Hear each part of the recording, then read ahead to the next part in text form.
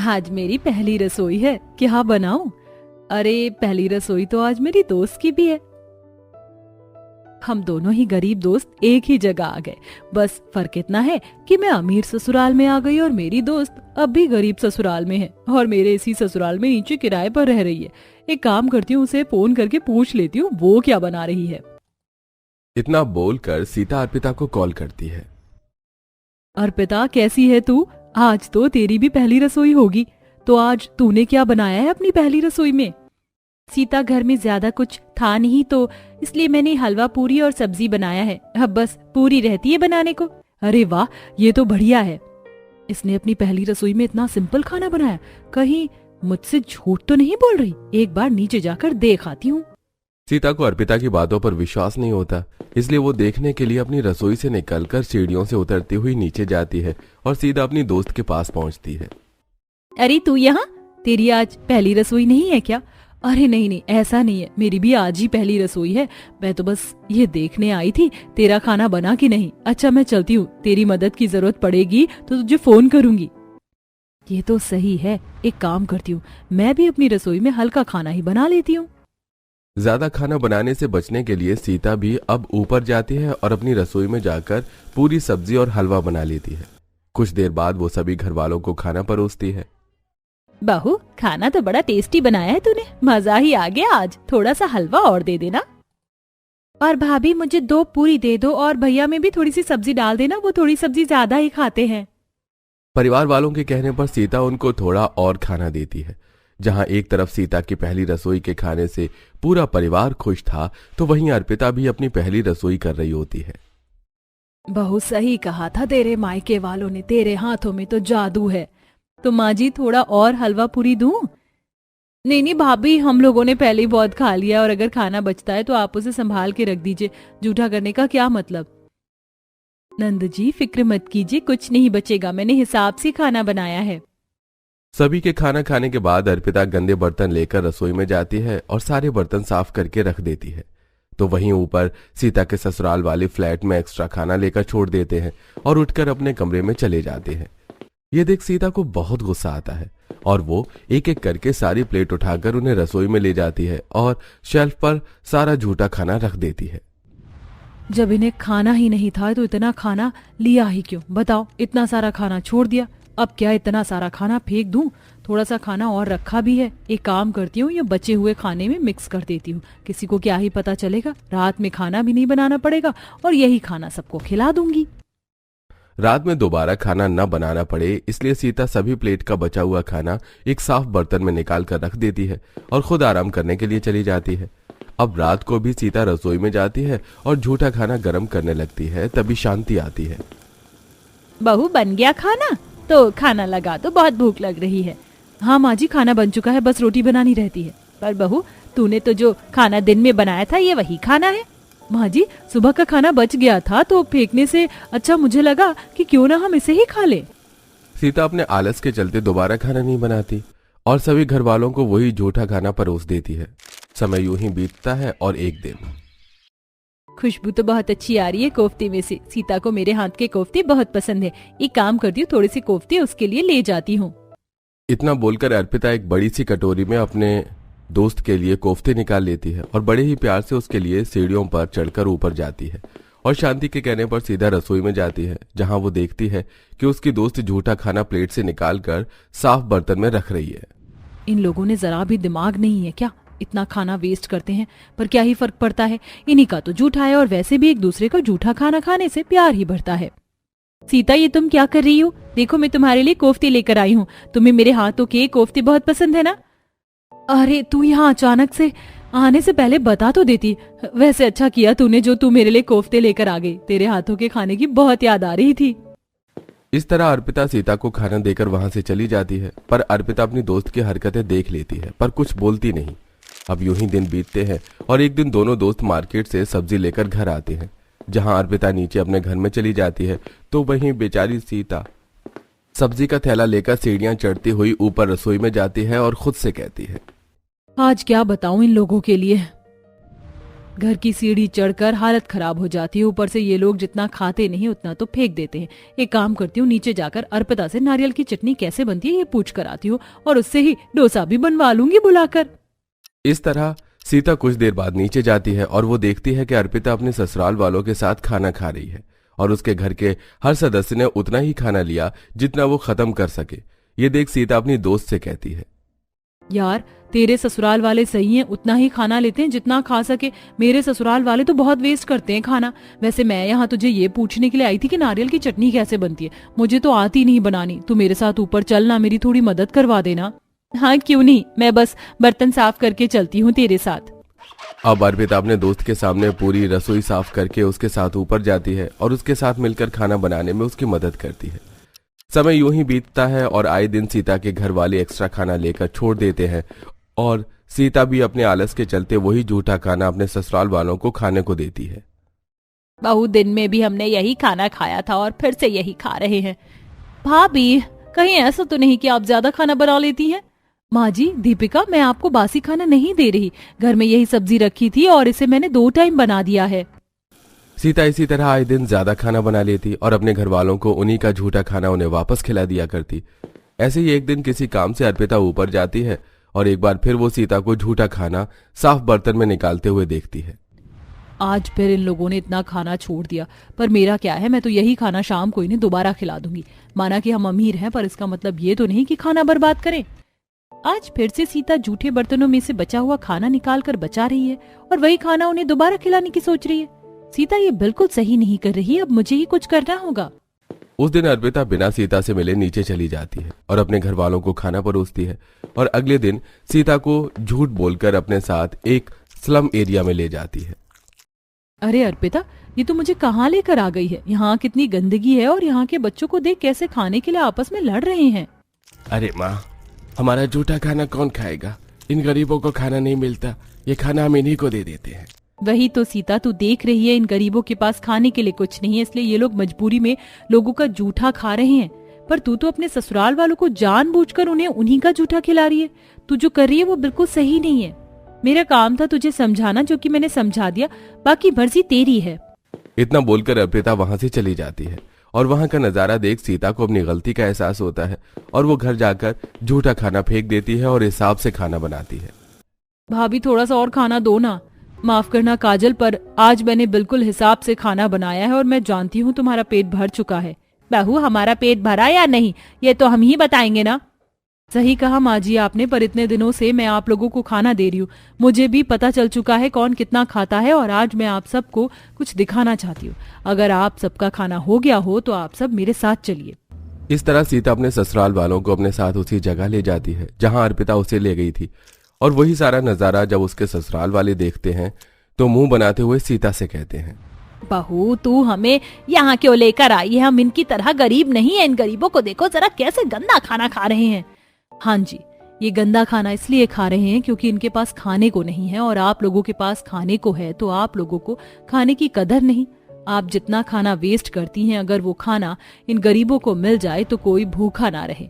पर आप लोग पेट भरकर खाना खाने के बाद भी प्लेट में जूठा खाना छोड़ देते हैं और खाने का अपमान करते हैं। अगर एक बार अन्नपूर्णा देवी नाराज हो गई तो बुरा मत मानना, एक दिन ये नौबत कहीं हमारे ऊपर भी ना आ जाए। सीता की यह बात सुनकर उसके ससुराल वालों का सिर शर्म से झुक जाता है और फिर कभी वो लोग खाने का अपमान नहीं करते और उतना ही खाना लेते हैं जितना खा सके। शर्म नहीं आती तुझे? रोज रोज मुंह उठाकर हमारे घर पर खाना खाने के लिए आ जाती है। अरे क्या तेरे घर पर खाना नहीं बनता या तेरे ससुराल वाले तुझे खाना नहीं देते? माँ जी बस भी करिए, आखिरकार क्या हुआ अगर सोनिका ने हमारे घर पर आकर खाना खा लिया तो? वो मेरी सहेली है। दोस्त है तो दोस्ती बाहर तक रख। ऐसे रोज रोज घर में बुलाकर मुफ्त में खाना खिलाने की कोई जरूरत नहीं है। इसके ससुराल में कमी किस बात की है जो ये रोज आकर हमारे घर पर खाना खाने आ जाती है? अगर तूने आइंदा मेरे घर पर कदम भी रखा ना तो पूरे मोहल्ले में तेरी और तेरे ससुराल वालों की बेइज्जती करवा दूंगी, समझी? अब जा यहाँ से। अपनी सहेली अंजलि की सास मधुमती की ऐसी ताने भरी बातें सुनकर बेचारी सोनिका रोते हुए अपने घर आ जाती है। आखिरकार ऐसी क्या मजबूरी थी जो सोनिका अपने ससुराल खाना छोड़कर अपनी सहेली के घर पर खाना खाने के लिए जाती थी? इसके पीछे की कहानी को जानते हैं। सोनिका बहू, मैं तेरी पहली रसोई की सारी तैयारी करती हूँ, सब कुछ निकाल कर रख दिया है। अगर फिर भी किसी चीज की जरूरत हो तो मुझे या प्रिया को बुला लेना। ठीक है माँ जी। आज नई नवेली दुल्हन सोनिका की उसकी ससुराल में पहली रसोई की रस्म थी। सोनिका जैसे ही किचन में जाती है तो उसे पूरा किचन तोरई और घी से भरा मिलता है। ये क्या, पूरे किचन में सिर्फ तोरई और घिया की सब्जी है? बाकी सब्जियां कहाँ हैं? मुझे तो लगा था कि मैं अपनी पहली रसोई की रस्म में पनीर, छोले, बिरयानी की ये सब चीजें बनाऊंगी, लेकिन यहाँ तो सिर्फ तोरई और घिया ही है। पूरे किचन में तोरई घिया के अलावा कुछ न मिल पाने की वजह से सोनिका को अपनी पहली रसोई की रस्म में घिया और तोरई की सब्जी ही बनानी पड़ती है, जिसे उसके ससुराल वाले बड़े चाव से खाते हैं। बहू, क्या घिया की सब्जी बनाई है तूने? मजा आ गया खाकर। और ये तोरी की तरी वाली सब्जी तो पूछो ही मत, कितना स्वाद है ना इसमें माँ। अपने ससुराल वालों को ऐसे घिया तोरई खाता देख सोनिका को बड़ी हैरानी होती है। दरअसल सोनिका शुरू से ही चटपटा खाने वाली लड़की थी। उसने कभी तोरई घिया को छुआ तक नहीं था, लेकिन जब से सोनिका शादी करके अपने ससुराल आई थी तो उसे आए दिन तीनों वक्त खाने में तोरई और घिया बनाना पड़ता था। सोनिका बहू, आज रात के खाने में घिये के कोफ्ते और तोरी की खीर बना लियो। बहुत दिन हो गए, तेरे ससुर जी का तोरी और खीर खाने का मन कर रहा है। ये तो सुनते ही मेरा उल्टी करने का मन कर रहा है। क्या रोज रोज तोरई घिया बनाना जरूरी है क्या? अरे बहू, तोरई घिया खाने से हमारे शरीर में खून की कमी पूरी होती है। तुझे पता है ना इसमें कितनी ताकत होती है। अपनी सास की बात सुन सोनिका मुंह बनाकर किचन में जाती है और उल्टी जैसा मन करते हुए तोरई बनाने लगती है। रोज रोज घर में तोरई घिया बनाने की वजह से अब सोनिका ठीक से खाना ही खाना बंद कर देती है और अचानक देर रात सोनिका को भूख लगने लगती है। अरे यार, रात को खाना खा लेना चाहिए था, अब भूख के मारे जान निकली जा रही है। सोनिका दबे पांव उठती है और किचन में जाती है। सारा किचन ढूंढने के बाद सोनिका को सिर्फ तोरई घिया के अलावा और कुछ नहीं मिलता, जिसके चलते सोनिका लेट नाइट स्विगी से खाना ऑर्डर करती है और किचन में चुपकर खाने लगती है। अब जाकर थोड़ा चैन मिला पेट को। अब तो लगता है ऐसे ही छुप छुप कर मुझे खाना पड़ेगा। भाभी, आप खाना क्यों नहीं खा रही हो? पता है आपने जो घिया की रोटी, तोरई का पुलाव और ये घिया के लड्डू बनाए हैं ना, बड़े ही स्वादिष्ट हैं। हाँ सोनिका, जल्दी खा लो, वरना मैं और प्रिया तो आज ये सब खत्म कर देंगे। मेरे पेट में दर्द हो रहा है, इसलिए अभी खाना नहीं खाया जाएगा। आप लोग खा लीजिए। अब इन्हें कौन बताएगा कि मैंने अपने लिए बाहर से बिरयानी ऑर्डर करी है। ये लोग खाएं बैठकर घिया तोरई, मैं तो बिरयानी ही खाऊंगी। सोनिका चुपके से डिलीवरी बॉय से बिरयानी लेती है और स्टोर रूम में जाकर खाने लगती है। अब ये सोनिका की रोज की आदत बन चुकी थी। रोज रोज तोरई घिया बनाकर सोनिका अब घर में खाना खाना ही बंद कर देती है और हमेशा सबसे छुपते छुपते बाहर से खाना ऑर्डर करने लगती है। हर रोज की तरह सोनिका छत पर खड़ी होकर अपनी ससुराल वालों से छुपकर पास्ता खा रही होती है कि तभी सोनिका देखती है कि उसके बगल वाले घर में कुछ नए लोग रहने के लिए आए हैं। वो नए लोग कोई और नहीं, सोनिका के बचपन की सहेली अंजलि के ससुराल वाले थे, जिसे देख सोनिका जल्दी से अपनी सहेली अंजलि से मिलने जाती है। मैंने सोचा नहीं था कि एक दिन तू और मैं शादी के बाद भी ऐसे ही एक साथ रहेंगे। मुझे तो बहुत ज्यादा खुशी है कि तू यहाँ आ गई। अब हम पहले की तरह साथ रहेंगे, हंसेंगे, बोलेंगे और ढेर सारी मस्ती करेंगे और खाना भी खाएंगे। दोनों सहेलियां मिलकर एक दूसरे से काफी ज्यादा खुश होती हैं और ऐसे ही कुछ समय गुजर जाता है। ये लो अंजलि, माँ जी मंदिर गई थी ना, उसी का प्रसाद है। वैसे क्या बनाया है तुमने? खुशबू तो बहुत बढ़िया आ रही है। खाना मैंने नहीं बल्कि मेरी सास ने बनाया है, पनीर टिक्का। क्या तुम्हारे घर पर पनीर टिक्का बना है? लेकिन तुम्हें क्या हुआ, तुम ऐसे उदास क्यों हो गई? अपनी सहेली अंजलि के पूछने पर सोनिका उसे अपने घर में हर रोज तोरई घिया बनाने की बात बताती है, जिसे सुन अंजलि, तो तूने ये बात मुझे पहले क्यों नहीं बताई? तेरे ससुराल वालों को खाने में तोरई घिया दे, मेरे घर पर आकर तू खाना खा लिया कर। मेरे घर पर रोज अच्छा स्वादिष्ट खाना बनता है। तू सच कह रही है? तो तू इस दुनिया की सबसे अच्छी सहेली है। अब सोनिका अपनी सहेली अंजलि के घर पर जाकर खाना खाया करती थी। शुरुआती दिनों में अंजलि की सास मधुमती को इसमें कोई प्रॉब्लम नहीं थी, लेकिन अब जब सोनिका आए दिन ही अपनी सहेली के घर पर खाना खाने लगती है तो मधुमती चिढ़ने लगती है। अंजलि बहू, अपनी सहेली को समझा ले। हमारे घर पर यहाँ मुफ्त का राशन नहीं आता है जो मुंह उठाकर रोज खाने के लिए चली आती है। अरे इसके ससुराल में क्या राशन नहीं आता? हमारे पास कौन से पैसों की कमी है? अगर हमसे 3 वक्त का खाना इसे खिला देंगे तो क्या हो जाएगा? अपनी बहू की बात सुन मधुमती मुंह बनाकर चली जाती है। वहीं सोनिका अपनी सहेली के घर पर खाना खाने के साथ साथ बाहर भी छुप छुप कर खाना खाया करती थी। ऐसे ही एक दिन सोनिका बहू, चल जल्दी से तैयार हो जा। हमारे पड़ोस में एक शादी है, उसी की दावत में जाना है आज हम सबको। क्या दावत? इसका मतलब आज तो बड़ा ही लजीज खाना खाने को मिलेगा। सोनिका जल्दी से तैयार होती है और अपने ससुराल वालों के साथ दावत में खाना खाने के लिए चली जाती है। कहने को तो दावत में सभी लोग खाना खा रहे होते हैं, लेकिन सोनिका जिस तरह प्लेट में भर भर कर खाना खा रही होती है, शादी में मौजूद सभी लोग काफी हैरान होते हैं। अपर्णा की बहू को तो देखो कैसे भौंकड़ों की तरह खाना खा रही है। क्या इसके घर पर कभी अच्छा खाना नहीं बनता? ये तो कुछ भी नहीं, ये तो रोज मेरे घर पर मुंह उठाकर खाना खाने के लिए चली आती है। अगर कल से ये मेरे घर पर आई तो बताती हूँ इसे। अगले दिन होते ही सोनिका नाश्ते में तोरई घिया बनाती है और खुद नाश्ता करने के लिए अपनी सहेली के घर चली जाती है। सोनिका नाश्ता करने बैठती ही है, तभी गुस्से से तिलमिलाते हुए सोनिका के साथ मधुमती आती है। तुझे शर्म नहीं आती है क्या? रोज रोज हमारे घर पर मुंह उठाकर खाना खाने के लिए चली आती है। अरे हमारे घर का राशन हमारे घर के मर्द कमा कर लाते हैं, ना कि चोरी करके। एक दो दिन का समझ आता है, लेकिन तू तो रोज रोज मुंह उठाकर खाने लग गई है। मुझे माफ कर दीजिए आंटी जी, मैं कभी नहीं आऊंगी। सोनिका रोते हुए अपने घर चली जाती है। वहीं मधुमती यहीं नहीं रुकती और सोनिका की सास अपर्णा को कॉल करके सारी बात बता देती है, जिसे सुन अपर्णा को अपनी बहू पर काफी गुस्सा आता है और वो उसके कमरे में जाती है। घरवाली पड़ोस में हमारी बेइज्जती या और बाकी रह गई है? उस दिन शादी में भी तू ऐसे खाना खा रही थी जैसे हम तुझे कुछ खाने के लिए देते ही नहीं है। शादी में भी लोग कितनी तरह की बातें बना रहे थे, और क्या जरूरत थी तुझे पड़ोस में जाकर ऐसे खाना खाने की? माँ जी मेरी बात तो सुनिए। क्या सुनूं तेरी बात? तूने सुनने लायक कुछ छोड़ा है? पूरे मोहल्ले में नाक कटवा कर रखती है हमारी। अपनी बहू को काफी खरी खोटी सुनाती है और अपने कमरे में चली जाती है। वहीं बेचारी सोनिका अपने कमरे में बैठे बैठे रोने लगती है कि तभी सोनिका की सहेली अंजलि अपर्णा के पास आती है और उसे सारी बात बताती है। आंटी, भले ही सोनिका हमारे घर पर आकर रोज खाना खाती थी, लेकिन इसके पीछे का एक कारण था। सोनिका को शुरू से चटपटा खाना खाने की आदत थी और आपके घर में रोज तोरई और घिया बनता था, इसीलिए वो बेचारी हमारे घर पर खाना खाती थी, ताकि आप लोगों को ये ना पता चले कि वो तोरई घिया बनने की वजह से घर में खाना नहीं खा रही है। अंजलि की बात सुन अपर्णा को अपनी बहू पर चिल्लाने का काफी अफसोस होता है और अब अपर्णा पहली बार खुद अपने घर की रसोई में तोरई घिया के अलावा अपनी बहू सोनिका की पसंद का खाना बनाती है और उसके कमरे में लेकर आती है। माँ जी ये सब मुझे माफ कर दे बहू, मेरी ही गलती थी कि बिना तेरी सुने मैंने तुझ पर इतना चिल्ला दिया। हम लोग शुरू से ही तोरई घिया खाते आए हैं और हमें वही पसंद है, इसीलिए हमने सोचा कि तू भी आराम से वही खा लेगी, लेकिन ये हमारी गलती थी।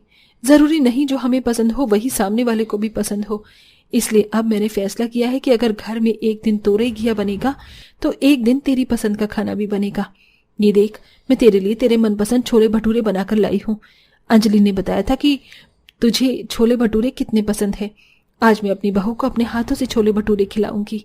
अपनी सास अपर्णा की बात सुन सोनिका की आंखों में खुशी के आंसू आ जाते हैं, जिसके बाद अब अपर्णा अपने हाथों से अपनी बहू को छोले भटूरे खिलाती है और अब से सोनिका एक दिन तोरई घिया तो एक दिन अपना मनपसंद खाना बनाती है। लंबी लंबी सब्जी हूँ, हरा रंग मेरा, बड़ा मजेदार हूँ, झटपट बनूं सब्जी बन जाऊं, साधारण सी लेकिन सेहतमंद कहलाऊं। बताओ मैं कौन हूँ? ऑप्शन ए घिया, ऑप्शन बी तोरई, ऑप्शन सी आलू या ऑप्शन डी भिंडी।